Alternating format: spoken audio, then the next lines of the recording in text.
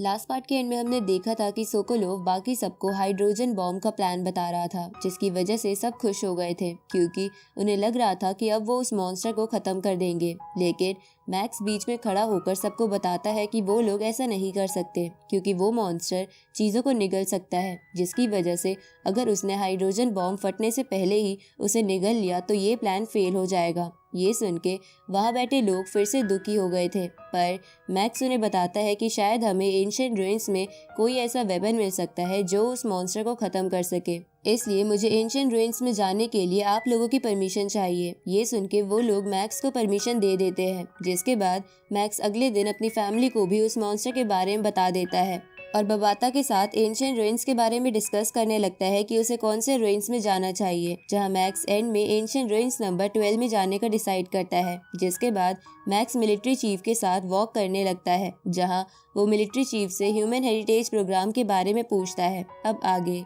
तो इस पार्ट की शुरुआत में मिलिट्री चीफ मैक्स को बताता है कि ह्यूमन हेरिटेज प्रोग्राम के अंदर सभी बड़ी कंट्रीज ह्यूमन रेस को कंटिन्यू रखने के लिए मार्शल लॉ लगाकर फूड सप्लाई जमा करती है और कुछ स्पेसिफिक लोगों को अंडरग्राउंड शेल्टर्स में भेज देती है। साथ ही सभी कंट्रीज मिलकर एक स्पेस स्टेशन भी बना रहे हैं ताकि इमरजेंसी में ह्यूमन स्पेस में रह सके। ये सुन के मैक्स बोलता है कि मैं ह्यूमंस की ये हालत नहीं होने दूंगा। इस पे मिलिट्री चीफ बोलता है कि ये सब पहली बार नहीं हो रहा है, इससे पहले भी ह्यूमन हेरिटेज प्रोग्राम को लॉन्च करा गया था। ये सुन के मैक्स पूछता है कि क्या वो आरआर वायरस के दौरान किया गया था। ये सुनकर मिलिट्री चीफ कहता है कि तुम असल में एक लाइफ और डेथ की सिचुएशन में पैदा नहीं हुए थे, जिसकी वजह से तुम मेरी जनरेशन की फीलिंग नहीं समझ सकते। अब मिलिट्री चीफ मैक्स को बताता है कि जब आरआर वायरस फैला था तब मैं बच्चा था, जिसकी वजह से वो वायरस मेरे लिए एक नाइटमेयर की तरह था क्योंकि मेरी मॉम उस वायरस से इन्फेक्टेड हो गई थी और उन्हें ठीक करना नामुमकिन था, जिसकी वजह से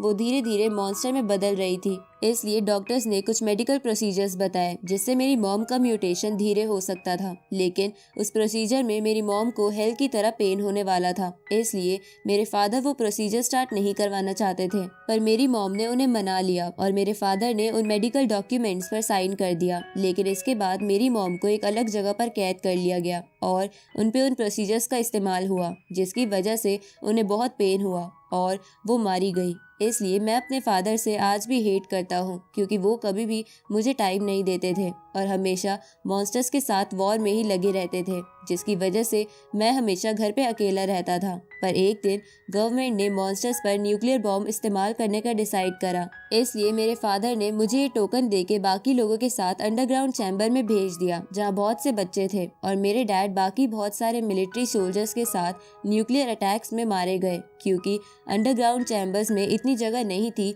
कि वहाँ सबको भेजा जा सके। और जब मैं उन चैम्बर्स में गया तो मैंने देखा वहाँ बहुत सारे बच्चे थे जो अपने पेरेंट्स से बिछड़ने की वजह से बहुत ज्यादा दुखी थे। इसलिए मैंने अपना गम भुलाकर उनको सहारा दिया और जब पृथ्वी पे थोड़े बहुत हालात नॉर्मल होने लगे तो मैंने मिलिट्री ज्वाइन करने का फैसला किया क्योंकि मैं अपने डैड की तरह ह्यूमंस को बचाना चाहता था। इसके बाद मिलिट्री चीफ मैक्स से कहता है कि मेरे मिलिट्री में शामिल होने के बाद ह्यूमंस ने बाहर के वर्ल्ड में बहुत से बेसेस और सर्वाइवल सिटीज बनाई और अब उस वक्त को 30 साल गुजर चुके हैं, लेकिन अब भी हर साल मॉन्स्टर ह्यूमन पर हमला करते रहते हैं और वो हर बार और भी स्ट्रांग होते जा रहे हैं। इसलिए मेरी एक ही विश है कि मेरी फ्यूचर जनरेशन को एक अच्छा फ्यूचर मिले। अब मिलिट्री चीफ मैक्स को ये कहते हुए अंडरग्राउंड शेल्टर का एक टोकन पकड़ा देते हैं कि मुझे तुमसे बहुत उम्मीदें हैं। इसके बाद मिलिट्री चीफ मैक्स को बाय बोलकर वहां से जाने लगते हैं, जिसे देखकर मैक्स उनसे कहता है कि अपना ध्यान रखना। तो मिलिट्री चीफ मैक्स से बोलते हैं कि हेंजिया मिलिट्री हमारी कंट्री की फर्स्ट लाइन ऑफ डिफेंस है, इसलिए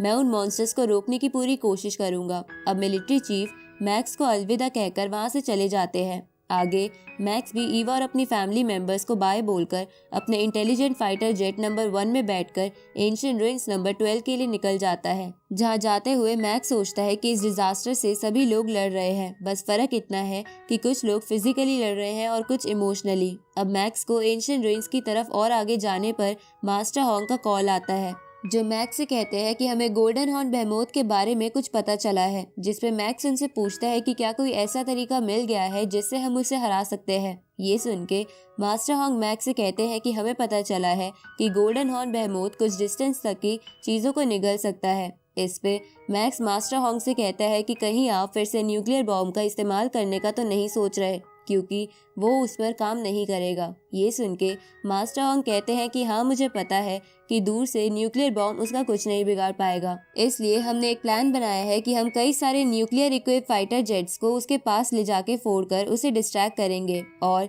इसी बीच मेरा फाइटर जेट सबसे बड़ा हाइड्रोजन बॉम्ब उसके बहुत ही करीब ले जाकर उड़ा देगा। ये सुन के मैक्स कहता है कि ये तो बहुत अच्छा प्लान है और इसमें सक्सेसफुल होने के भी चांसेस है। अब मास्टर होंग मैक्स से कहते हैं कि मैंने तुम्हें कॉल कुछ अर्जेंट मैटर बताने के लिए भी किया है कि हमें सैटेलाइट से पता चला है कि गोल्डन हॉर्न बेहेमोथ अमेरिका के सारे वॉर बेसिस को तबाह कर चुका है और अब वो यूरोप की तरफ बढ़ रहा है और अगर इसी स्पीड से सब कुछ चलता रहा तो सिर्फ 7 दिन में सभी ह्यूमंस पृथ्वी से गायब हो जाएंगे। इसलिए मैंने हाइड्रोजन बॉम्ब वाला प्लान आज ही एग्जीक्यूट करने का फैसला किया है। ये सुन के मैक्स हैरान हो जाता है। तभी मास्टर होंग उससे कहते हैं कि इतनी अर्जेंटली प्लान एग्जीक्यूट करने की वजह से हम रिक्वायरमेंट के अकॉर्डिंग इंटेलिजेंट फाइटर जेट्स को इकट्ठा नहीं कर पाए हैं, इसलिए मुझे तुम्हारे फाइटर जेट की जरूरत है। ये सुन के मैक्स तुरंत ही इसके लिए मान जाता है और अपने फाइटर जेट की अथॉरिटी मास्टर होंग को देकर अपना क्लाउड रटन ब्लैक गॉड आर्मर पहन के हेवनली शटल के साथ अपने प्लेन से बाहर आ जाता है। जिसके बाद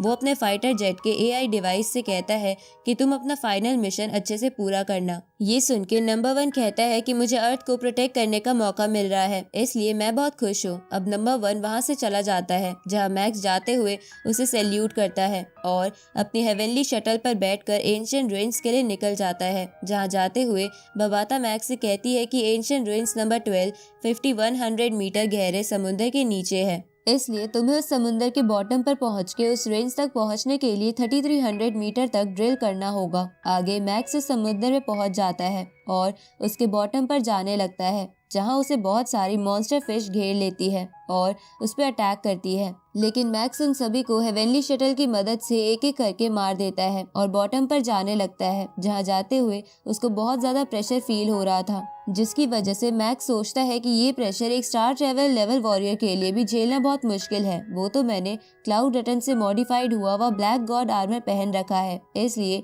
मैं इस प्रेशर को झेल पा रहा हूँ। आगे मैक्स बॉटम पर पहुंच के ड्रिल करने लगता है, जहां ड्रिल करते हुए वो बबाता से पूछता है कि ये एंशिएंट रुइन समुद्र के बॉटम के भी नीचे है, तो बाकी कंट्रीज को इसके बारे में कैसे पता चला। इस पे बबाता मैक्स से कहती है कि तुम तो जानते हो कि अर्थ के डिवाइसेस से ऐसा करना मुश्किल है, लेकिन कुछ समय पहले इंसानों को कुछ और एंशिएंट रुइन से एलियन टेक्नोलॉजी से बने डिटेक्शन डिवाइस मिले थे और उन्हीं की मदद से इंसानों ने ये रुइन्स ढूंढा है। अब मैक्स उस रुइन्स के पास पहुंच जाता है जो एक बहुत बड़ी स्पेसशिप थी और उसके आसपास उसका मलबा पड़ा हुआ था, तो मैक्स उस मलबे को स्कैन करने लगता है। जहाँ ऐसा करते हुए वो अपनी स्पिरिचुअल पावर की स्कैनिंग एबिलिटी का भी इस्तेमाल करता है जो 500 मीटर के एरिया को स्कैन कर सकती थी। लेकिन 500 मीटर उस स्पेसशिप के लिए कुछ भी नहीं था, क्योंकि वो स्पेसशिप जिजियान हॉल के हेडक्वार्टर से भी बहुत बड़ी थी और मैक्स उसके सामने बस एक चींटी जैसा लग रहा था। तभी बबाता मैक्स से कहती है कि हमें शायद स्पेसशिप के मलबे में कोई ताकतवर वेपन मिल जाए, क्योंकि ये स्पेसशिप बहुत हाई टेक्नोलॉजी से बनी है।